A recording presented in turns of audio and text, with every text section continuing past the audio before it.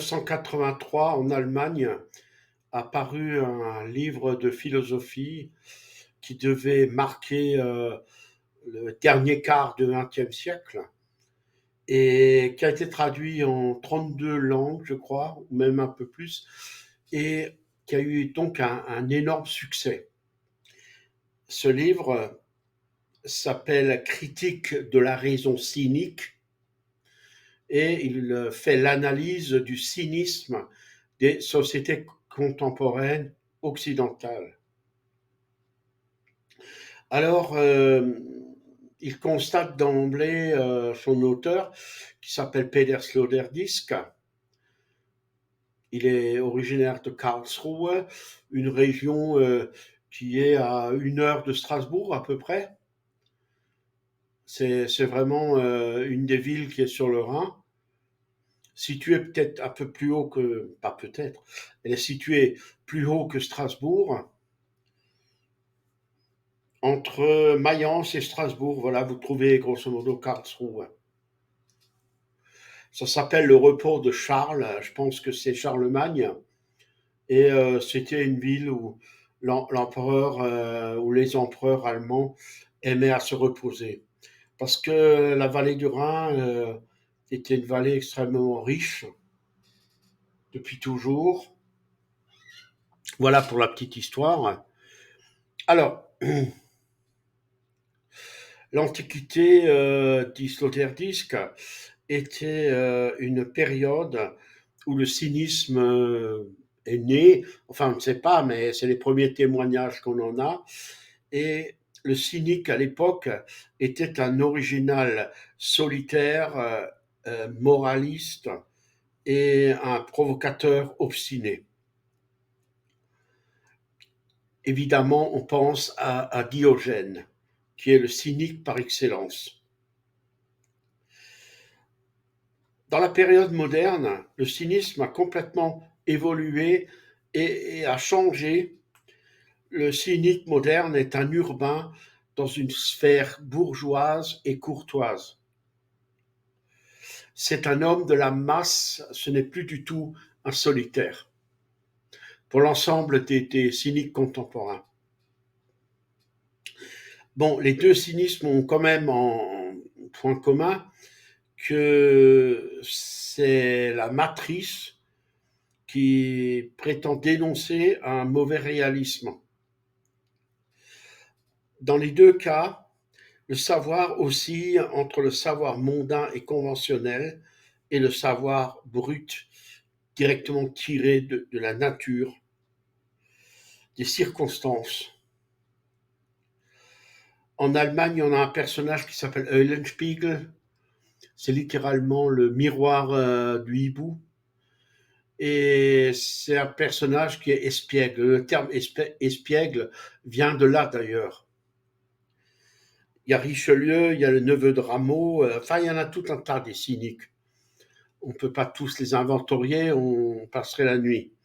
Et le cynique moderne, donc, n'est plus du tout un marginal, c'est un homme de la masse, je le répète, et ce cynisme de masse perd son mordant individuel, il évite de se donner en spectacle, il a renoncé à attirer la moquerie des autres. C'est l'anonymat qui devient le grand espace de la déviation cynique. Psychologiquement, le cynique des temps présents peut se comprendre comme un cas limite de mélancolie, lequel parvient à contrôler ses symptômes dépressifs. Ce mélancolique.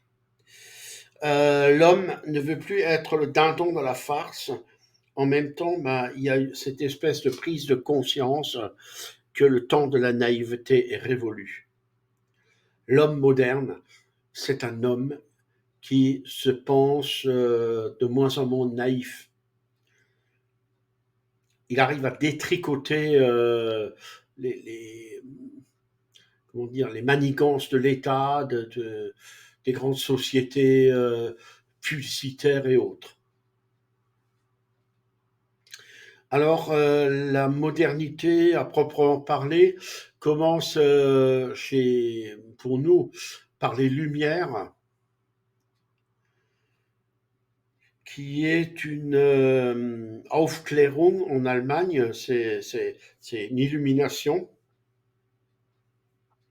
Pour Sloterdijk, c'est une belle utopie, celle des hommes qui s'intéressent à la connaissance grâce à la raison. L'Aufklärung porte en elle une utopie.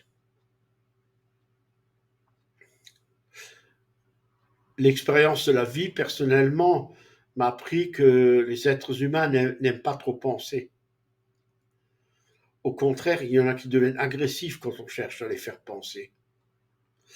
Euh, les religions orientales, ou l'islam plutôt, est une religion euh, où il est dit apprends, c'est le premier terme de l'islam, mais ce n'est pas apprendre n'importe comment. Tu dois apprendre, mais ne développe surtout pas ton esprit critique vis-à-vis de la religion, sinon tu es mort. Alors, cette utopie a commencé à naître un tout petit peu avant les Lumières, avec les mouvements luthériens, hussites, etc., qui se comprenaient comme des révolutions conservatrices à leur époque, comme des retours aux sources. Le mouvement un peu plus tardif, donc, que l'Aufklärung va provoquer, eh bien, c'est un combat qui est forcément contre l'obscur. Parce que l'obscur qui est en face de moi ne veut pas parler, eh bien, moi, je parle à sa place, en quelque sorte. C'est une opération de démasquage. Déjà, c'est pas très honnête. L'Aufklärung ne connaît que deux mécanismes: la volonté de mentir chez l'ennemi et la conscience servile chez la masse des gens. Ne pouvant pas abandonner sa prétention de faire prévaloir un meilleur discernement, l'Aufklärung opère toujours donc derrière le cerveau de l'adversaire. La critique moderne de l'idéologie, ça c'est beaucoup plus récent, hein, puisque le terme idéologie n'existait pas au temps des Lumières. Ça a été inventé, il me semble, par Bonaparte. Mais ce terme a fait fortune au XIXe siècle et au XXe, bien sûr. Donc, la critique moderne de l'idéologie porte la perruque du sérieux et met le costume cravate même dans le marxisme, et surtout dans la psychanalyse, qui est une sorte aussi d'idéologie de la pensée. Hein, il faut toujours rechercher une certaine respectabilité bourgeoise. L'Aufklärung s'est très rapidement embourgeoisé. Bon, ça a été créé d'ailleurs par des bourgeois. Et pas seulement, mais par une partie de bourgeois. Alors, le fait de démasquer marque de son empreinte le style d'argumentation qui est propre aux Lumières. Et donc, à partir du XVIIe siècle jusqu'au XXe, au XXIe même, il y a toujours cette critique de l'idéologie qui est en face. Alors avant, c'était l'idéologie religieuse, la superstition et tout ça. Et peu à peu, ben, c'est la critique de la politique qui est maintenant un peu la mode. Alors, les philosophes des Lumières, par leur entreprise, ont cherché à dominer la nature et mêler quand même leurs propres intérêts à cette entreprise, ce qui en enlève l'objectivité. Alors, bon, quels sont un peu les démasquages des Lumières? Ben, il y a une critique de la révélation. La Bible est un texte soi-disant inspiré, et donc un peu d'écriture automatique. Mais l'Aufklärung veut savoir ce qu'il en est de la prétention de ce texte sacré. Donc, c'est déjà une entreprise de subversion. L'Église est le réceptacle de ce texte sacré, mais il en est quoi de l'Église aussi? Alors, il y a la critique de l'illusion religieuse. Savoir si Dieu existe n'est au fond pas le problème. Ce qui est essentiel, c'est de savoir ce qu'ont en vue, en quelque sorte, les hommes qui affirment qu'il existe et que sa volonté est telle ou telle. On attribue des qualités à Dieu, mais en réalité, si vous enlevez toute l'expérience humaine de ces qualités de Dieu, il n'y a plus rien qui reste. Et c'est pareil pour l'islam et pour le judaïsme, bien sûr. Alors, les dieux païens ont des expériences sexuelles cependant compliquées, et le Dieu chrétien est un peu étrange parce que il procrée, comment dire, il procrée mais sans avoir de relations sexuelles. Étrange procréation. Allah, bien sûr, et Yahvé euh, sont des dieux qui ne sont pas procréateurs du tout. Mais au fur et à mesure que l'on avance dans la société, le Dieu devient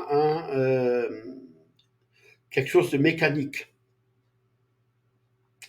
On a un Dieu des armées, bien sûr, dans l'Antiquité. On a un Dieu qui s'occupe de l'agriculture, parce que les fêtes agricoles juives sont sont toutes des fêtes, pardon, les fêtes religieuses juives sont toutes des fêtes agricoles. Et on voit bien que ce Dieu, sauf la Pâque et encore, hein, ça se passe au printemps, lors des premiers semis, des premiers plants qui sortent de terre. Alors, la fonction de Dieu à certains moments est celle d'un chef tribal. Après, il devient le chef d'une nation. Après, il devient le chef du monde en quelque sorte avec les chrétiens. Donc ça varie hein, le rapport avec Dieu. Il y a un anthropomorphisme qui est là et qui se manifeste dans les images religieuses. Pour Saad, la religion sert à vaincre la peur de vivre et à justifier la répression. Pour Saad, les dirigeants sont des manipulateurs. Il y a deux types de conscience. Il y a ceux qui sont intelligents dans la manipulation et il y a ceux qui sont simplement intelligents sans qu'ils aient forcément trouvé des intérêts. Ils ont juste l'intérêt du savoir, ça s'arrête là. Pour le reste, pour le pouvoir, etc., il n'y a pas trop d'intérêt. Pour Sloterdijk, cette théorie est une construction logique des maîtres pour dominer. Toute cette théorie de Dieu, depuis des siècles et des siècles, euh, bon, pas d'accord avec lui, parce que bon, en Occident, dans les couvents, il y a quand même des milliers de moines, je dirais presque des millions qui, au cours des siècles, ont vécu dans des monastères. Et les monastères ne cherchaient pas spécialement à dominer la société, mais plutôt à s'en retirer. Alors, il y a une critique de la superstructure idéaliste. Ce qui est dans la tête des gens n'est guidé que par la fonction sociale. D'après l'Aufklärung hein, aussi. Et donc, de ce fait, les ouvriers se divisent en classes. Pour Marx, il existe un monde de mystification idéale globale. Et c'est un peu sa philosophie. Il y a une critique de l'apparence morale. L'Aufklärung, c'est, je voudrais un peu la philosophie de la meilleure vie. Mais c'est la vie sur la terre, hein, c'est pas la vie dans le paradis. Et donc, philosophie de la bonne vie, et toutes les questions et celles de l'homme, pardon, pardon, excusez-moi, j'ai un peu, toute la question dans cette philosophie est celle de l'homme qui n'est pas réellement ce qu'il prétend être. Comme dit depuis le 18e, c'est une entreprise de démasquage qui n'est pas tout à fait correcte le plus souvent, mais je reviens à Jésus parce que dans le christianisme, évidemment, euh, il y a sans arrêt dans l'évangile ce miroir qui est tendu aux interlocuteurs de Jésus. Rendez à César ce qui est à César. Il les renvoie tout le temps à eux-mêmes. La femme adultère, ce qui est intéressant, c'est les bonhommes autour qui tiennent les pierres. Que leur dit Jésus? Que celui qui n'a jamais péché jette la première pierre. Il fonctionne toujours par maïeutique. De la première apparition aux noces de Cana jusqu'à la croix, en face de lui, lorsqu'il a des interlocuteurs agressifs, eh bien, il les remet en place par la provocation de questions chez eux, pas chez lui. Il renvoie les gens à eux-mêmes. Alors, le pharisien, il voit la paille dans l'œil de son frère, mais il ne voit pas la poutre qui est dans le sien. Dans la critique de son frère, eh bien, il ne veut pas voir sa propre anarchie intérieure qu'il dissimule. Ce que Jésus enseigne, commencer par se critiquer soi-même, c'est transformer les autres. Et pour Sloterdijk, l'éthique chrétienne de la réflexion, c'est le retour sur soi-même dans tous les jugements et ça renferme un explosif politique. À partir où tu ne t'interroges plus sur toi-même, en quelque sorte, tu n'as plus de responsabilité et donc tu peux tuer, massacrer comme tu veux. Je doute fort que Staline ne se soit jamais posé une question sur lui-même.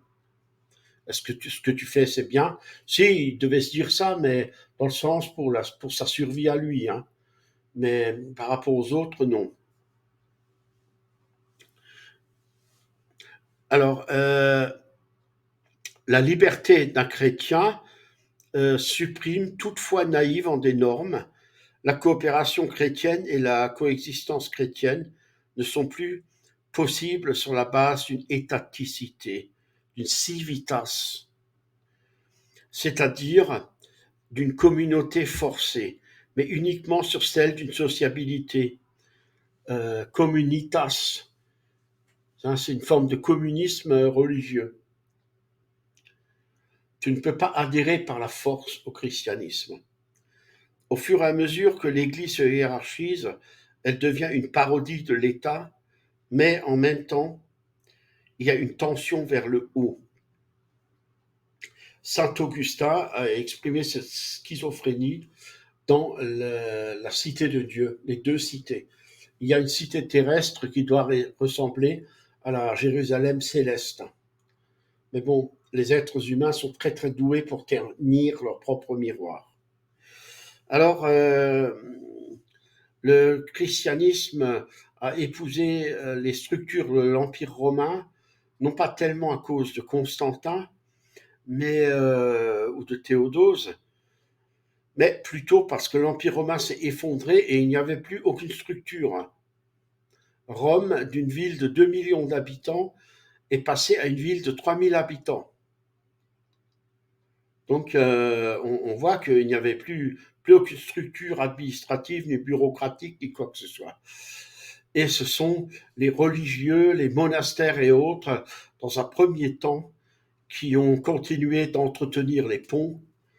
Pendant tout le Moyen Âge, ils ont défriché les forêts, ils ont, dans ma région, creusé des milliers d'étangs pour que les gens ne meurent pas de faim en cas de famine. Donc les gens avaient peu le droit de pêcher pendant les périodes fastes, mais on leur permettait de pêcher pendant les périodes de grande famine.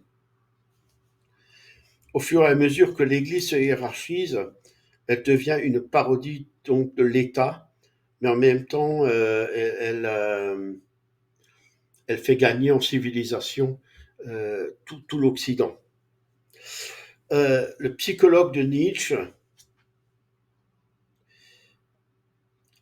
bon, psychologue, le côté psychologue qu'il a Nietzsche, hein, voit transparaître à travers la pitié qu'on montre à l'égard d'autrui, de la pitié pour soi-même, et avec cette pitié du ressentiment.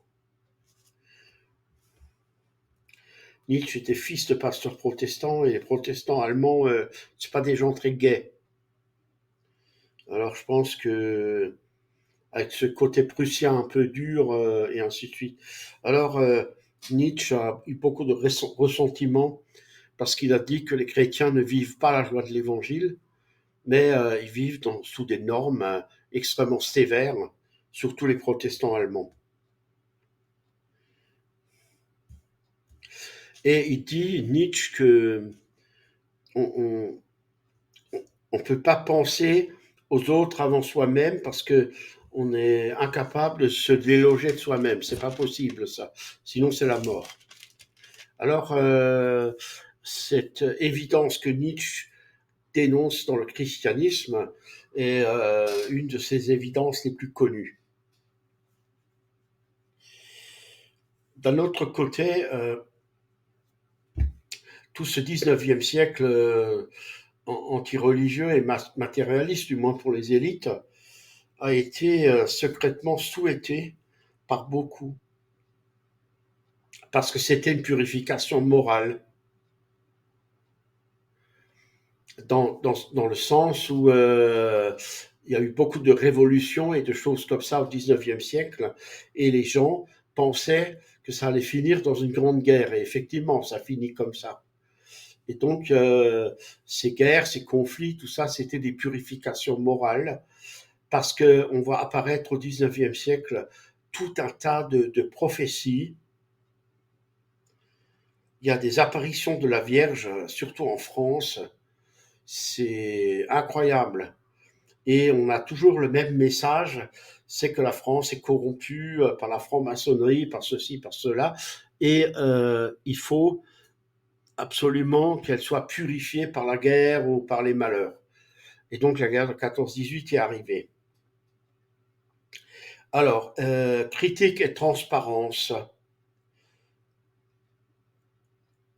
c'est un autre chapitre où il explique qu'il y a une découverte de l'inconscient qui se fait, bien sûr, comme vous le savez tous, et que c'est une conséquence de l'off-clairon. La vraie découverte de l'inconscient date des Lumières. Cagliostro commence à expérimenter la suggestion. Comme on s'intéresse de moins en moins à la théologie, à la religion, ben on va s'interroger sur une espèce de philosophie presque religieuse, presque mystique, et de ce fait-là, on va rentrer dans l'inconscient de l'homme. Comment est-ce qu'il fonctionne? Alors, Love-Clairon en elle-même ne s'est pas tellement intéressée à l'hypnose, qu'elle a considéré comme un phénomène de foire, mais quand même, Freud, Charcot et d'autres ont essayé, les pères de la psychanalyse et de la psychologie moderne, se sont servis de l'hypnose pour tenter de guérir les malades psychiques.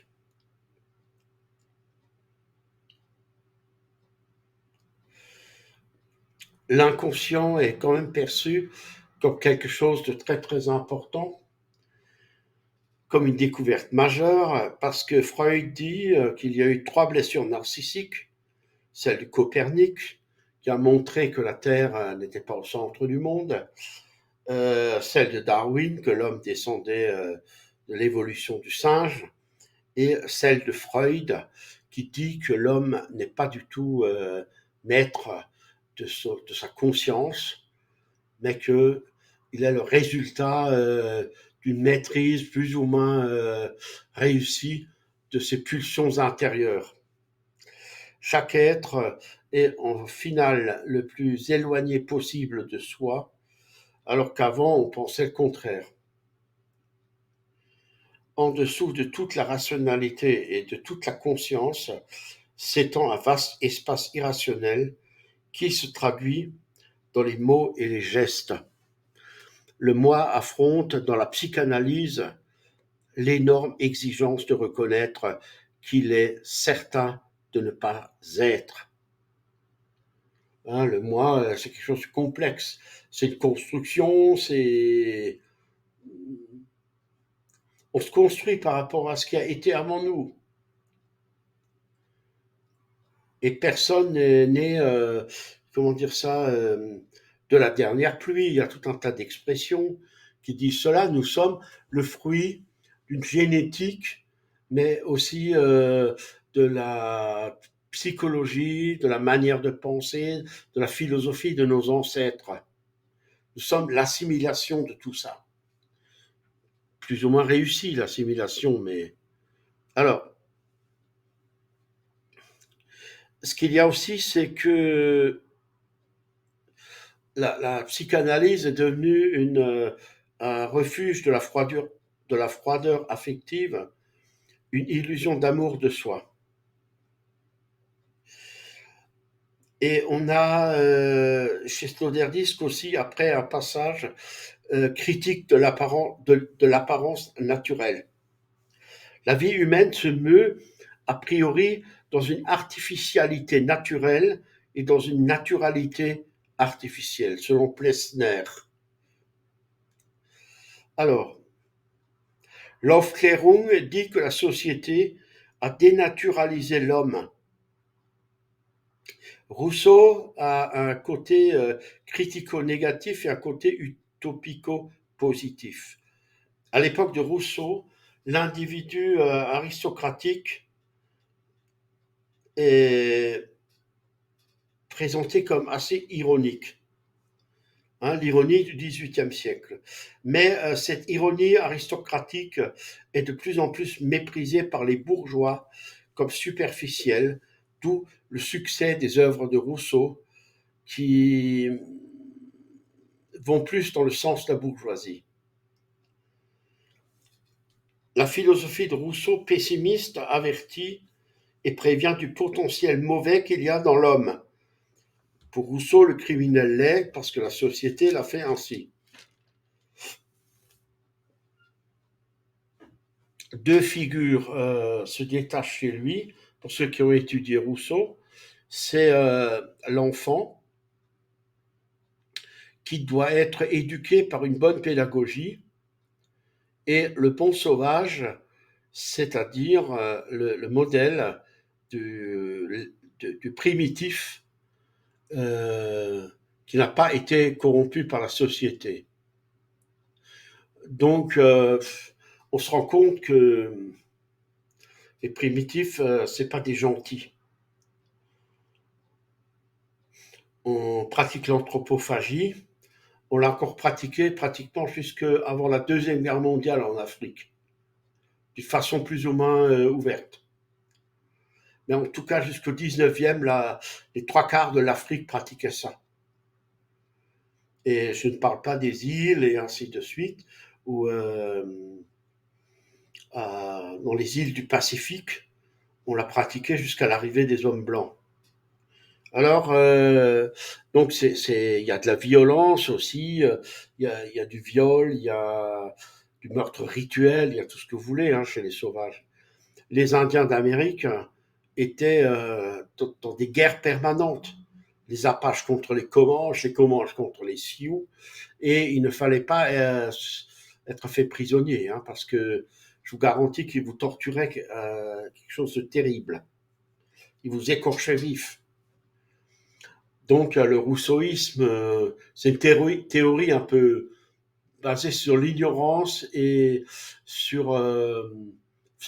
oui, c'est vraiment un fantasme, quoi. Revenir à l'homme du paradis terrestre. Or, ça n'a pas existé, ça. Alors, Rousseau a démasqué la nature prétendument méchante des gens, hein, les criminels, et comme une fiction, la, la méchanceté serait une nature construite par la société. C'est encore des théories qui prévalent dans les milieux de la psychiatrie et autres. Mais bon, ça a beaucoup évolué, heureusement, hein. Mais si les gens sont mauvais, la perversité est liée à l'éducation, à l'affection qu'on n'a pas reçue des parents et ainsi de suite. On entend ça tous les jours dans les tribunaux. Il y a une critique de l'apparence privée aussi qui est dénoncée euh, par les Lumières. La modernité s'installe dans nos têtes sous forme d'expériences anti-naïves et anti-intuitives qui nous imposent une contrainte singulière pour augmenter notre intelligence. En ce qui concerne la mythologie grecque, un premier pas a été fait vers la connaissance du monde, mais 2500 ans après, grosso modo, le fascisme, eh bien, c'est l'inverse, hein. Il se sert aussi de la mythologie, le fascisme, mais plus du tout. C'est plus pour affirmer la cruauté du présent et le mythe de la supériorité de la race. Je viens encore de lire, il y a quelques minutes, un article sur la violence exercée contre les Palestiniens, où la bonne femme qui a écrit cet article, ça doit être une wokiste américaine. Euh, Elle vitupère contre les églises chrétiennes qui ont organisé la colonisation et ainsi de suite. Euh, c'est impressionnant comment les gens détournent euh, les, les choses, les causes, comment il y a un détournement de l'histoire qui se met en place. La colonisation n'a rien à voir avec la religion. Déjà, la colonisation de l'Amérique a à voir avec l'islam. Parce que les Européens ne pouvaient plus accéder au comptoir de l'Inde. Leurs navires étaient arraisonnés par les barbaresques. Le commerce en Méditerranée était devenu impossible. Et donc, il a fallu trouver une autre voie pour arriver aux Indes. Donc, c'est bien l'islam qui a été une des principales causes de cette déportation des marins vers l'au-delà, vers l'ouest. Alors, en ce qui concerne la mythologie grecque, c'est intéressant aussi de dire que les Grecs ont inventé des demi-dieux pour lutter contre les dieux. Et maintenant, en 2023, les demi-dieux, ce sont les nouveautés scientifiques qui cherchent à conquérir l'éternité. C'est le surhomme à tous les niveaux.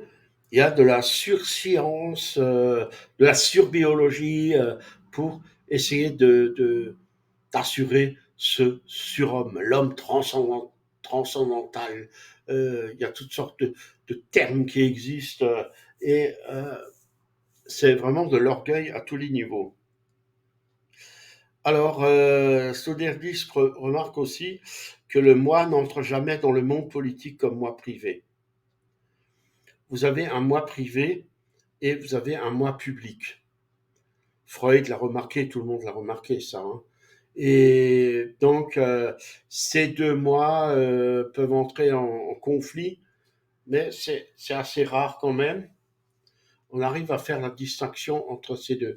Mais le problème, c'est que le moi privé, il est de plus en plus contraint de se réfugier dans les chiottes parce que partout où vous vous promenez dans la maison, il y a des appareils qui, à la limite, peuvent savoir ce que vous êtes en train de faire. Ce... Les aristocrates se percevaient au XVIIIe siècle comme les meilleurs Le pouvoir des aristocrates était lié à l'estime d'eux-mêmes et à un énorme narcissisme. Et la moindre faute contre l'honneur entraînait évidemment un duel. L'honneur est le lien entre l'émotion et l'existence publique. L'homme courtois, dans toutes les nations, a reçu un entraînement à l'estime de soi. Toutes les aristocraties ont un peu le même profil psychologique. Et lorsque l'autre en face n'est pas aristocrate, il est méprisé. Les aristocrates français ont ainsi méprisé Shakespeare, qui était un écrivain de la masse, du peuple, de la glèbe, parce que le peuple n'apparaissait pas dans la littérature française, enfin pas dans le théâtre en tout cas, et même pas dans le roman. Hein. C'est le peuple a commencé à entrer en littérature avec la montée au pouvoir de la bourgeoisie. C'est tout simple. Hein. La bourgeoisie s'est aussi placée pendant assez longtemps entre la populace ignare et la noblesse narcissique. Elle a développé cette bourgeoisie au cours du XVIIIe et surtout du XIXe, une littérature du journal intime, de la sociabilité, de la sensibilité, euh, de la critique historique de ce qui était précédemment, pour dire en quelque sorte nous on est les meilleurs. C'est une autre forme de narcissisme, hein, mais c'est le narcissisme bourgeois est basé sur le rejet aussi de ce qu'il y avait avant. Républicanisme, les sciences dures qui permettent la découverte de nouvelles machines et donc de meilleure production d'objets fabriqués. Voilà donc autant d'instituts d'entraînement qui éclosent comme ça, des nouvelles écoles, des centres de recherche et des choses comme ça au XIXe siècle, tout cela lié à la bourgeoisie. On a une fierté de classe quand même, de réussite. On expose sa culture, mais qui n'est plus, je le répète, de la culture aristocratique. Elle est plus basée sur l'esprit d'initiative. Et donc l'esprit d'initiative, c'est un esprit d'innovation. Vous allez retrouver ça dans les arts. On va complètement bousculer les arts au XIXe siècle, et surtout vers la fin. Et début du XXe siècle, c'est cet esprit d'initiative bourgeois, sans arrêt du nouveau et encore du nouveau et toujours du nouveau. Et on en arrive à l'heure actuelle à des absurdités pas possibles. Hein. Alors, on a un narcissisme créateur qui est typique de cette classe, qui adopte elle aussi d'ailleurs le duel, comme le noble, eh bien, comme la classe aristocratique, hein, le bourgeois se militarise. Historiquement, le bourgeois est le premier à avoir dit je au cours du 19e, 18e, fin 18e, avec Rousseau. Les confessions, il a fallu attendre 400 ans, 400 ans, de l'an 400 jusqu'à l'an pratiquement 1780 pour que quelqu'un recommence à dire je. Avant, l'individu ne fonctionnait que par la société. C'était plutôt le nous, le vous, le nous, mais le je directement non. Alors, historiquement, le bourgeois fait l'expérience du travail, et ce jeu qui travaille donne naissance à une littérature réaliste. On la voit bien apparaître avec Balzac et autres.